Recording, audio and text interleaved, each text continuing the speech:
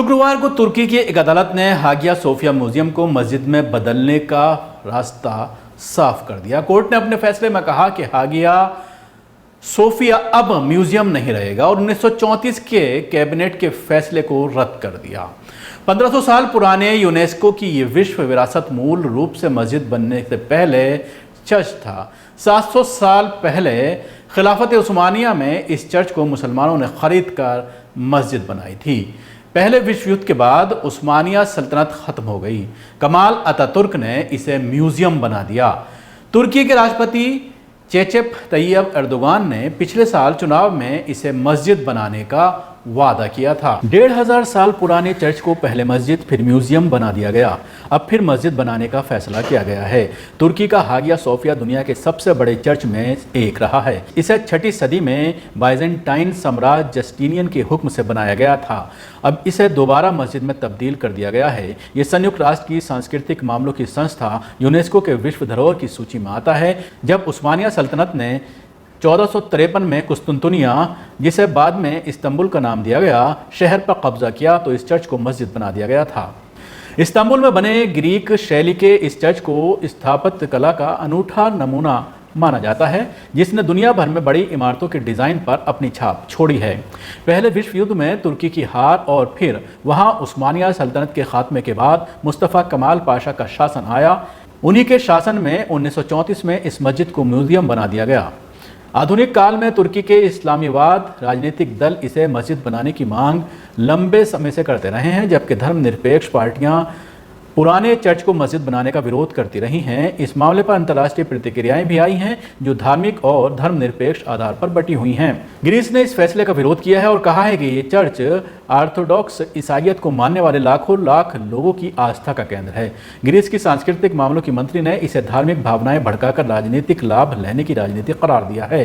UNESCO के उप प्रमुख ने ग्रीक अखबार को दिए एक इंटरव्यू में कहा है कि इस चर्च के भविष्य का फैसला एक बड़े स्तर पर होना चाहिए, जिसमें अंतर्राष्ट्रीय बिरादरी की बात भी सुनी जानी चाहिए। संयुक्त राष्ट्र के इस प्रतिनिधि का कहना है कि तुर्की को इस बारे में एक पत्र लिखा गया था, लेकिन उसने कोई जवाब नहीं दिया।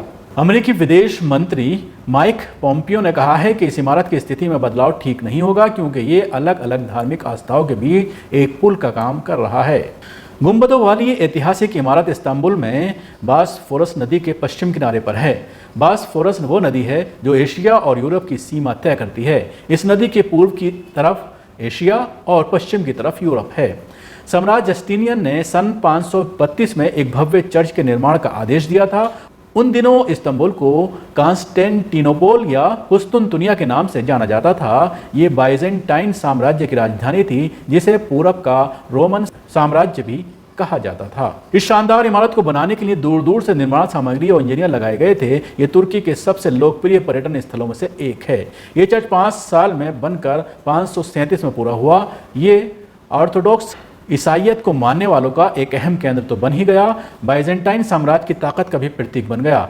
राज्य अभिषेक जैसे अहम समारोह इसी चर्च में होते रहे। हागिया सोफिया, जिसका मतलब है पवित्र विवेक, ये इमारत करीब 900 साल तक ईस्टर्न ऑर्थोडॉक्स चर्च का मुख्यालय रही। लेकिन इसे लेकर विवाद सिर्फ मुसलमानों ईसाइयों में ही नहीं है। 13वीं सदी में इसे यूरोपीय ईसाई हमलावरों ने बुरी तरह तबाह करके कुछ समय के लिए कैथोलिक चर्च बना दिया था। 1453 में इस्लाम को मानने वाले ऑटोमन साम्राज्य के सुल्तान मोहम्मद द्वितीय ने कुस्तुनतुनिया पर कब्जा कर लिया। उसका नाम बदलकर इस्तांबुल कर दिया गया और इस तरह बाइजेंटाइन साम्राज्य का खात्मा हमेशा के लिए हो गया। सुल्तान महमद ने आदेश दिया कि हागिया सोफिया की मरम्मत की जाए और उसे एक मस्जिद में तब्दील कर दिया जाए। इसमें पहले जुम्मे की नमाज में सुल्तान खुद शामिल हुए। ऑटोमन साम्राज्य को सल्तनत उस्मानिया भी कहा जाता है। इस्लामी वास्तुकारों ने ईसाईयत की ज़्यादातर निशानियों को तोड़ दिया या फिर उनके ऊपर प्लास्टर की परत चढ़ा दी। पहले ये सिर्फ एक गुंबद वाली इमारत थी, लेकिन इस्लामी शैली की 6 मीनारें भी इसके बाहर खड़ी कर दी गईं। 17वीं सदी में बनी तुर्की की मशहूर नीली मस्जिद सहित दुनिया की कई मशहूर इमारतों के डिज़ाइन की प्रेरणा हागिया सोफिया को ही बताया जाता है। पहले विश्व युद्ध में ऑटोमन साम्राज्य की बुरी तरह हार का सामना करना पड़ा। साम्राज्य को विजेताओं ने कई टुकड़ों में बांट दिया। मौजूदा तुर्की उसी ध्वस्त ऑटोमन साम्राज्य की नींव पर रखा है।